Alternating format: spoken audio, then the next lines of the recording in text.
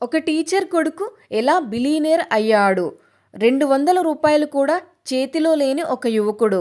English రాక కాలేజ్లో అవమానాలు ఎదుర్కొన్న ఒక విద్యార్థి. తన మొదట వ్యాపారాన్ని అమ్మేసి మళ్ళీ సున్నా నుంచి ప్రారంభించిన ఒక కలల మనిషి. ఈరోజు వేల కోట్ల రూపాయల కంపెనీని నిర్మించాడు.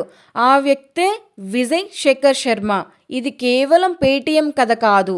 పేదరికం, అవమానం, వైఫల్యం, పట్టుదల, విజయం కలిసిన ఒక అసాధారణ ప్రయాణం. చిన్న పట్టణంలో జన్మించిన బాలుడు. 1978 జూలై 8 అలీఘర్లోని ఒక సాధారణ కుటుంబంలో విజయ్ శేఖర్ శర్మ జన్మించాడు. తండ్రి ఒక స్కూల్ టీచర్, తల్లి గృహిణి. కుటుంబం ధనికం కాదు, కానీ విద్యకు చాలా ప్రాధాన్యం ఇచ్చేది. చిన్నప్పటి నుంచే విజయ్ చాలా తెలివైన విద్యార్థి. మ్యాథ్స్ అంటే ఇష్టం, కొత్త విషయాలు తెలుసుకోవడం అంటే మరింత ఇష్టం. 14 ఏళ్లకే కాలేజీ. అతని ప్రతిభ చూసి అందరూ ఆశ్చర్యపోయేవారు. చాలా చిన్న వయసులోనే పాఠశాల విద్య పూర్తి చేశాడు. కేవలం 14 ఏళ్ల వయసులోనే కాలేజీలో అడుగుపెట్టాడు. అది చాలా పెద్ద విషయం. కానీ అక్కడే అతని జీవితంలో మొదటి పెద్ద సమస్య ఎదురైంది. ఇంగ్లీష్ తెలియక అవమానాలు.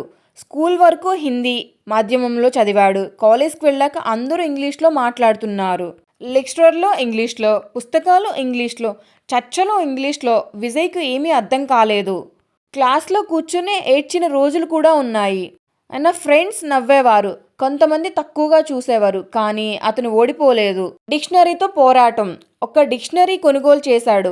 రోజుకు 10ల సంఖ్యలో కొత్త పదాలు నేర్చుకునేవాడు. ఇంగ్లీష్ పేపర్లు చదివేవాడు, పుస్తకాలు చదివేవాడు. రాత్రింబవళ్ళు కష్టపడ్డాడు. కొన్ని సంవత్సరాల తర్వాత ఇంగ్లీష్ మాట్లాడలేని బాలుడు ఇంగ్లీష్ వ్యాపార సమావేశాలు నిర్వహించే స్థాయికి ఎదిగాడు. మొదటి బిజినెస్. కాలేజ్ రోజుల్లోనే వ్యాపారంపై ఆసక్తి పెరిగింది. ఇంటర్నెట్ కొత్తగా భారతదేశంలోకి వస్తున్న కాలం. విజయ్ ఒక వెబ్సైట్ ప్రాజెక్ట్ ప్రారంభించాడు. చిన్న చిన్న కంపెనీలకు వెబ్సైట్లు తయారు చేసేవాడు. అప్పుడు చాలామంది ఇంటర్నెట్ భవిష్యత్ అని కూడా నమ్మలేదు. కానీ విజయ్ మాత్రం భవిష్యత్ అక్కడే ఉందని నమ్మాడు. మొదటి విజయం. కొన్ని సంవత్సరాల కష్టానికి ఫలితం వచ్చింది. తాను నిర్మించిన కంపెనీని అమ్మేశాడు. అతనికి మంచి మొత్తం డబ్బు వచ్చింది. చాలామంది ఇక్కడే ఆగిపోయేవారు, కానీ విజయ్కు అది ప్రారంభం మాత్రమే. 197 ప్రారంభం. 2000 సంవత్సరంలో తన కలల కంపెనీ 197 కమ్యూనికేషన్స్ను ప్రారంభించాడు. ఇదే తర్వాత పేటీఎంకి తల్లి కంపెనీగా మారింది. మొదట్లో కంపెనీ చాలా చిన్నది. డబ్బు లేదు, కస్టమర్లు తక్కువ, ఆదాయం దాదాపు లేదు. వైఫల్యాల వరుస. కొన్ని సంవత్సరాలు కంపెనీ తీవ్ర ఇబ్బందులు ఎదుర్కొంది. ఉద్యోగులకు జీతాలు ఇవ్వడానికి కూడా కష్టపడ్డ సందర్భాలు ఉన్నాయి. పెట్టుబడిదారులు నమ్మలేదు, మార్కెట్ స్పందించలేదు, కుటుంబ సభ్యులు కూడా ఆందోళన చెందారు. కానీ విజయ్ మాత్రం ఒక్క మాట చెప్పేవాడు, ఒకరోజు ఈ కంపెనీ పెద్దదవుతుంది అని. పేటీఎం పుట్టుక.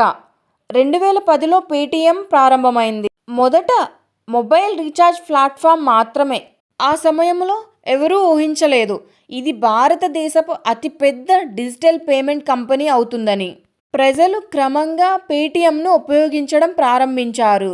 జీవితాన్ని మార్చిన రోజు 2016 భారతదేశంలో నోట్ల రద్దు ప్రకటించబడింది. అప్పుడు ప్రజలు డిజిటల్ చెల్లింపుల వైపు మళ్లారు. పేటీఎం వినియోగదారులు లక్షల నుంచి కోట్లకు పెరిగిపోయారు. దేశమంతా పేటీఎం పేరు మార్మోగింది. To be continued part 2 and part 3. Thank you friends.